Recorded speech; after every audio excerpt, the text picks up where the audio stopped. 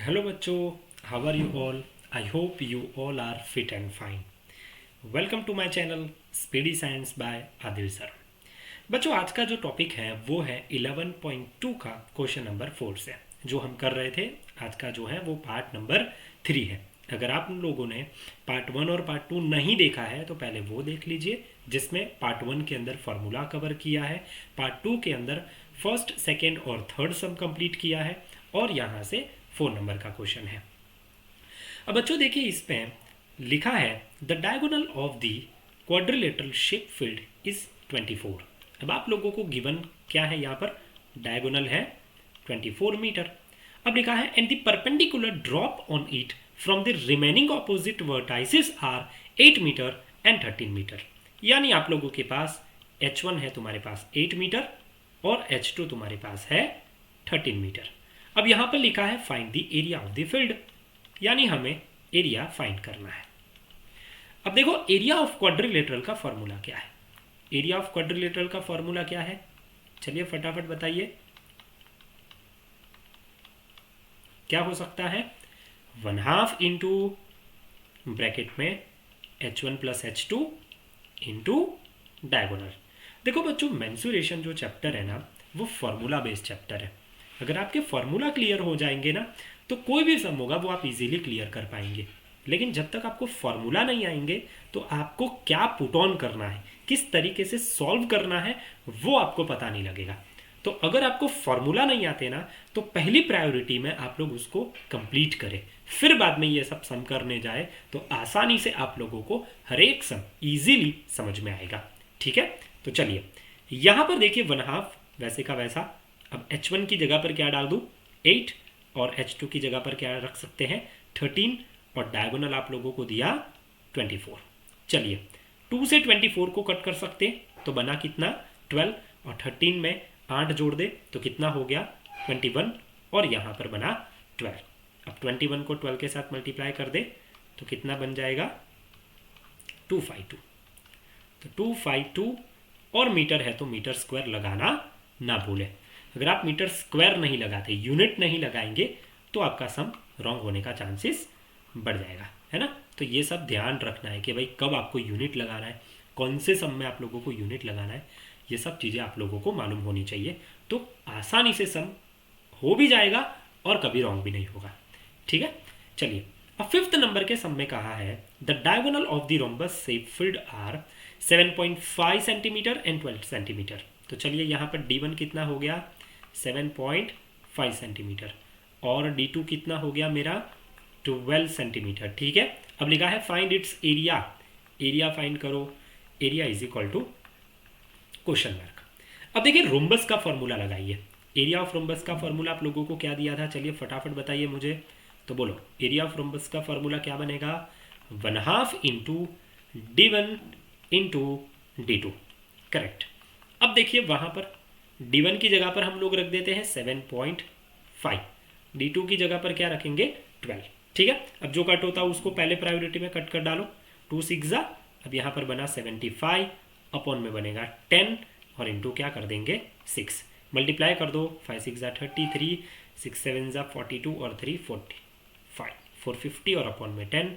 Answer बनेगा 45 centimetre square. ठीक है बच्चों, फॉर्मूला क्लियर कर दीजिए, आराम से सम हो जाएंगे। चलिए ठीक है, अब 6 नंबर का जो सम है वो थोड़ा ज़्यादा इंपॉर्टेंट है। अगर आप लोग इसको ज़्यादा कंसिडर करते हैं एग्जाम पॉइंट ऑफ व्यू से, तो ये सम आपका बेटर है। अब देखिए यहाँ पर क्या लिखा है, find the area of rhombus. अब यहाँ पर अगर एरिया ऑफ रोम्बस पूछा है तो एरिया इज इक्वल टू क्या कर दूँ मैं? Question mark. अब लिखा है हुज साइड इज 5 सेंटीमीटर। अब यहाँ पर साइड आप लोगों को दिया है 5 सेंटीमीटर, और कहा है एल्टीट्यूड इज 4.8। एल्टीट्यूड क्या होता है?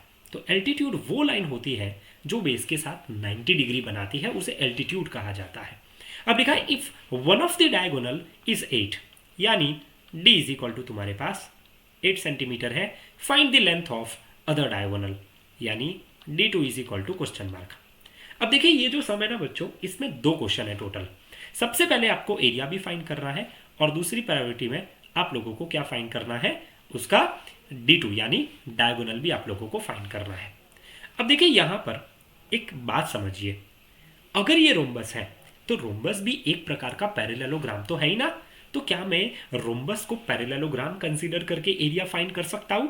बिल्कुल कर सकता हूं, because rhombus is also one type of parallelogram. तो यहां पर हम लोगों को प्रॉपर्टी मालूम होनी चाहिए।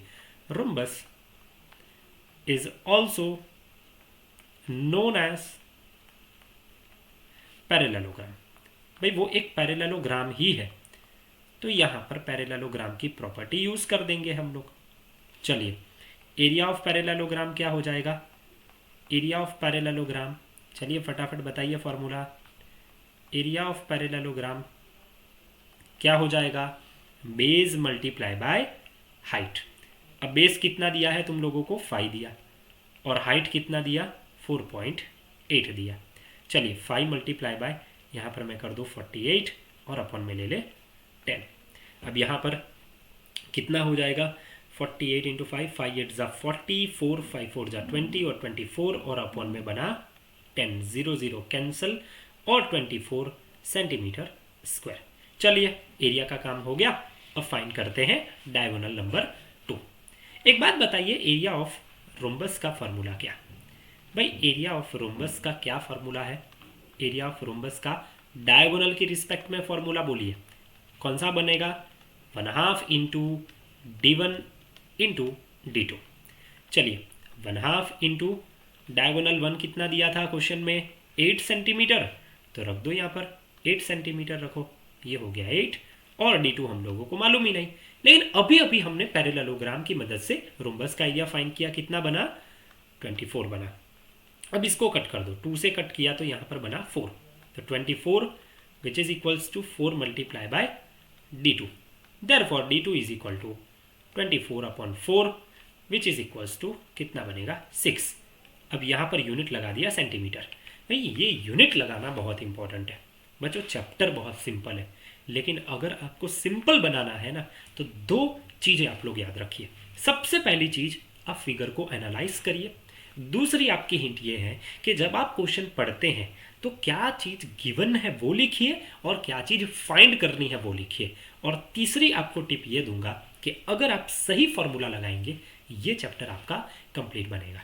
तो हमने आज के वीडियो के अंदर कहाँ तक किया? 6 तक किया। नेक्स्ट वीडियो के अंदर आप लोगों को और 3 सम्स बताए जाएंगे। ठीक है, थैंक यू।